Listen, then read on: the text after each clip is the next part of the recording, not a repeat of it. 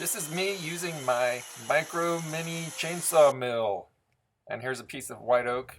This is after I planed it. I'm going to show you how we get here. Watch this.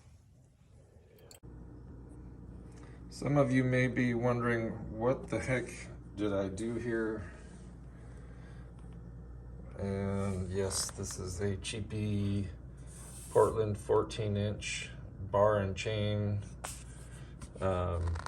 I burnt through the Portland Harbor Freight electric chainsaw and found that this little 8-inch Sunjoe tree trimming had the same style bar connection. I just had to take off an adapter on the Portland bar. But what I did was I utilized an existing slot here for this bolt, and I drilled a new hole here, avoiding a possible spinning wheel right inside here. I was going to use this hole right here, but I wanted to maximize my cut length on this 14-inch bar. So I've already lost about 1.5 inches up to this bolt. And then on this other side, I lost about another inch. So I've got about an 11.5-inch cutting space. If you have a larger bar and chain, keep in mind you're going to be reducing the total length of that bar to whatever your bolt distance is in between the bolts. I'm going to make this more narrow.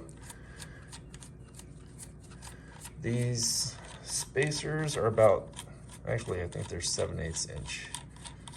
So I'm going to cut a slice out of this piece of olive that I salvaged from a nearby city. So this should give you an idea as far as changing the depth for your cuts. So if I do that 7/8 inch spacer, a 7/8 inch cut is going to be a rough cut. By the time that rough cut is done and you have planed the part, the wood, sanded it and all that other stuff, you're probably having a 1/2 inch board. So I'm going to take that 7/8. I'm going to add some washers.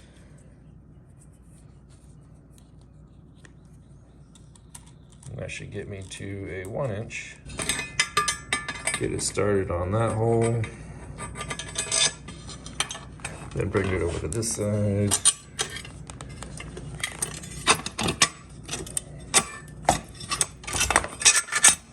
And just like that, I've got a narrower gap than I had previously.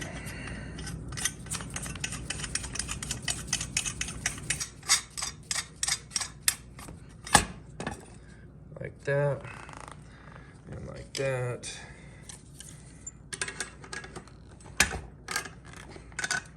Lock that down. Lock that down. And then here's the locking nut. You know what? Probably don't even need it. Just for this example. And here's the piece of olive that I'm going to take a slice out of. This is a rough cut, but it is fairly flat. So I'm just going to start it like so and run it through right there.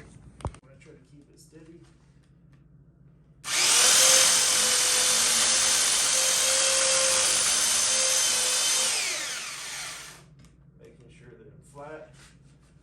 I can keep my hand on this side of the chain and the bracket.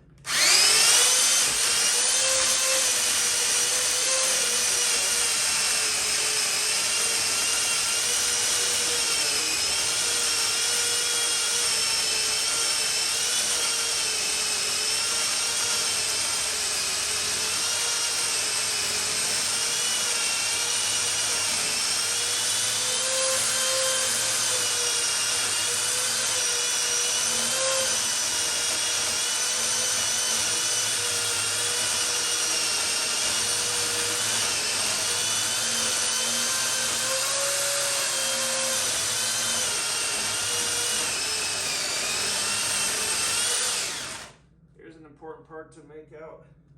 You may need to put a little spacer in between the two cuts, so this way it doesn't start squashing back onto itself.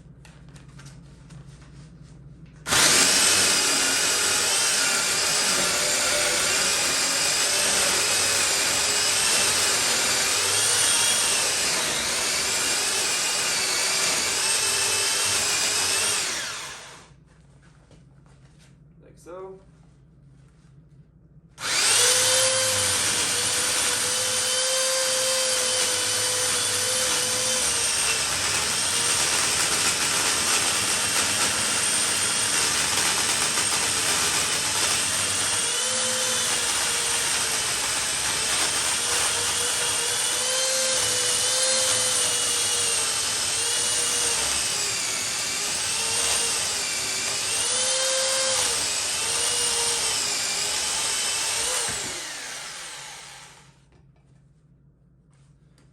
There's your piece, like so, like that.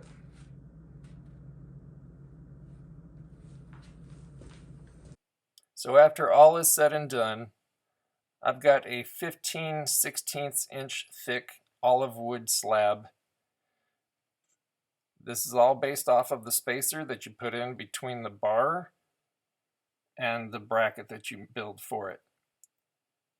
So if you end up going out and making a bigger chainsaw, keep in mind you're going to need a longer tube, maybe a longer L bracket or angle iron.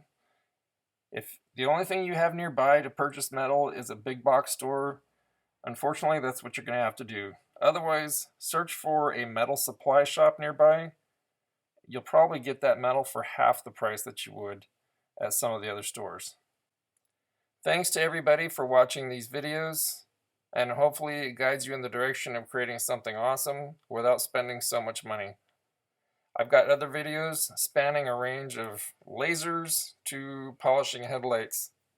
So if you feel free to take a look, and again, peace out, make something amazing.